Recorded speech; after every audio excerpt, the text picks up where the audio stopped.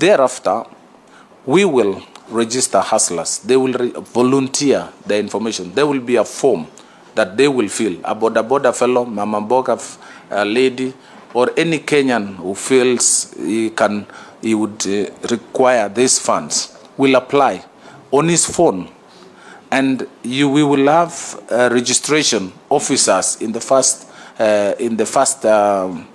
maybe 3-4 months. We will facilitate the registration of hustlers. Thereafter, we will group them. Those who want to group themselves, we will assist them to group themselves, and we will train them, and thereafter now enable them, identify how to apply for this money. You can apply for this money without any reference to anybody, as long as you meet the criteria of application. So using your phone, having submitted your biodata, having submitted your request, you will be able to now apply for this money. The same way we do, for example, with other fintech borrowing. We can do the same, we will do the same, but now with a single-digit interest, not the 3,650% per year. Thousands of Gatundu North residents in Kiambu County area are facing starvation, signaling how harsh effects of the ongoing drought have hit various parts of the country. The constituency, which is known for large-scale production of food such as maize, pineapples, avocados, tea, coffee, milk, among other items, hardly gets relief food, as most residents are able to self-sustain, but the ongoing drought has hit villages in the constituency, leaving many people, especially the elderly, starving, with most of them now going to sleep without food. Na kazi iko na watoto, hakuna kazi, tunatabika sana. Tutafanya nini? Tunaomba wa serikali tusaidie na chakula na tupatie makazi. Hapa iko jaa, hapa mangu iko jaa. Na wamama wengi iko na watoto na fana wesa kazi, tunarara jaa, na sisi hawana iko na kitu ya kula. Tunasida jaa, tunarara jaa. Hakuna kitu, tunakula madisi maanaisha. Tutafanya nini? Tutakufa njaa. The family of Michael Waweru is grieving the death of their daughter Margaret Ruguru, whose body arrived at the Jomo Kenyatta International Airport at 6 a.m. in the morning. The late Margaret had traveled to Saudi Arabia in search of a job. The 29-year-old traveled to the Gulf in 2021, not knowing she would return in a casket a year later.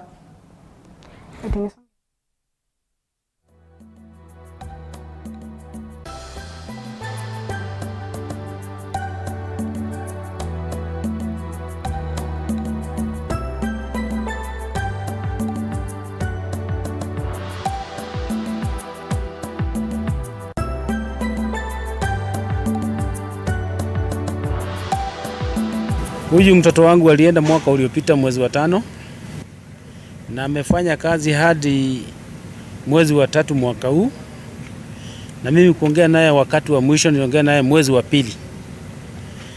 Kumalizana kuongea naye, wakaongea na ndugu zake na dada zake na mama yake. Simu yake ilikuja ikazimika mwezi wa 3.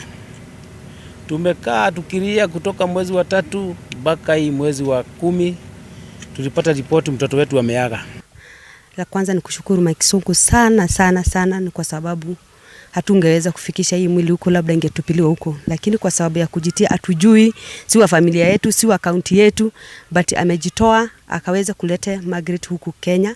Sasa tutaweza kwenda kumpumzisha, ni kwa sababu yake. Tunamshukuru na Mungu ambariki na azidi kuwa na huyo moyo wa kusaidia.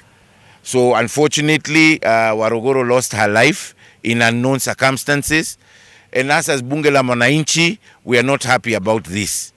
We have already taken measures. We have gone to Parliament and Senate.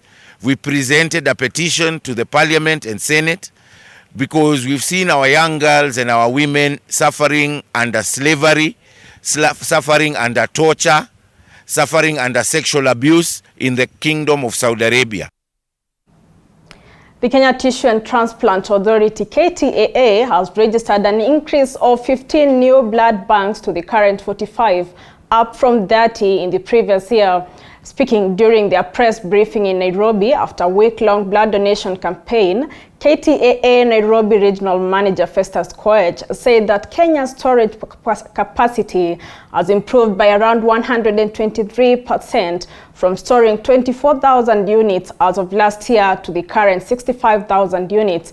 The improvement has been supported by 6 functional region blood testing centers RBTC present in the Lake region, Eastern and Coastal region. Also present was Aisha Dafala, the current record holder for the highest female blood donor in the country for donating blood 73 times since 1981.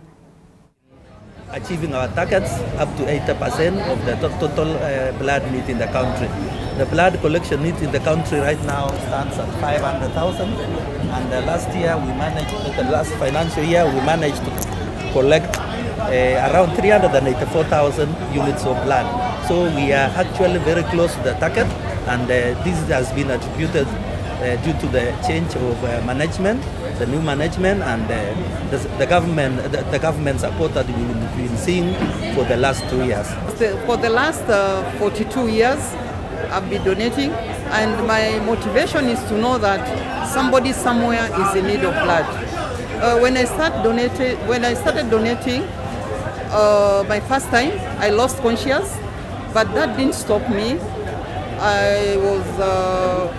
My second time I was called by a friend of mine whose brother had gotten an accident, and he was in Mata Hospital, where I went and saw him at the ICU, and I donated blood. So ever since I remember my friend's brother, it motivates me, and I know somebody somewhere is in need of blood.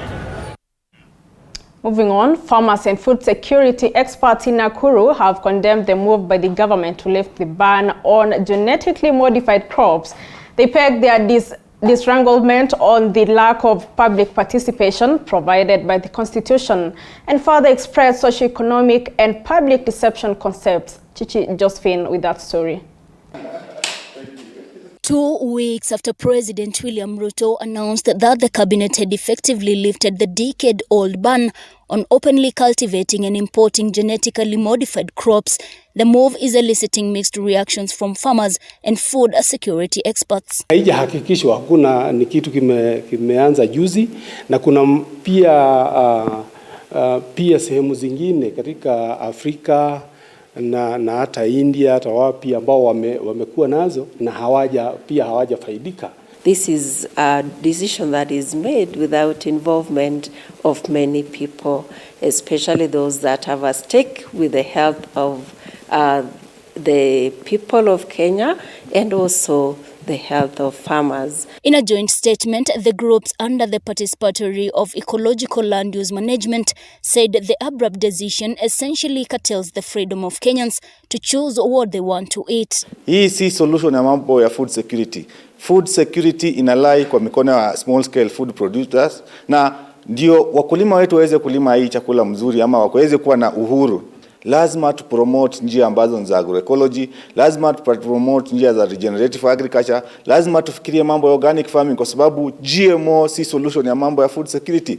The cabinet disregarded the fundamental principle and acted in contempt of the interest of farmers and food consumers, according to Daniel Maingi, a practitioner in science and policies. When they're making GMOs, they're using the GMOs with a lot of Roundup and glyphosate. So in terms of food safety, kuna shida ya hiyo Roundup ambayo is mixed with the material. So wakati nakuliwa, it is GMO, we have not settled that question. It is also mixed with other things including Roundup, and that question is settled by the World Health Organization ambayo imesema kwamba Roundup and glyphosate, the active ingredient, inasababisha various types of cancers, non-Hodgkin's lymphoma, na pia at breast cancer. The government has been urged to first assess the effects of GMO crops on the ecosystem and make legislation that protects indigenous seeds. Tukifunzwa more about organic farming na tufunzwe vile ambavyo mababu zetu walikuwa wanatumia wanahifadhi chakula zao na vile walikuwa wanalima chakula zao, sidhani GMO itakuwa an option to go with. Another thing, GMO, okay, inatumia, obviously itakuja na madawa zingine. Chichi Josephine, TV 47. I've seen it, this one. And in sports, VetLab Sports Club's Isaac Makoha and Golf Park Sami Mulama tied in the first place to lead the second day of the 45th edition of the Kenya Amateur Stroke Play Championship at the Vipingo Ridge in Mombasa. Makoha and Mulama carded 151 points each, while Edel Balala of Nyali Golf and Country Club and Limuru Country Club's Dennis Mara tied in the third place after recording 153 points each. Balala, the current defending champion, came from the 10th position in the first round to finish in the third place. After the second round, as he expressed his hopes of capitalizing on the remaining 2 rounds and have a strong finish, only top 49 players will proceed to the third round of the tournament, which is expected to get underway later today before it culminates on Sunday evening with the prize-giving ceremony. The wind is so windy, but I'm coping up with the situation, and I'm so happy to my coach John Liefland. The swing is good at the moment, and I'm looking forward to improve tomorrow. I've played 2 over par, and tomorrow I'm going to improve. This is our first time we're holding the Kenya Amateur Stroke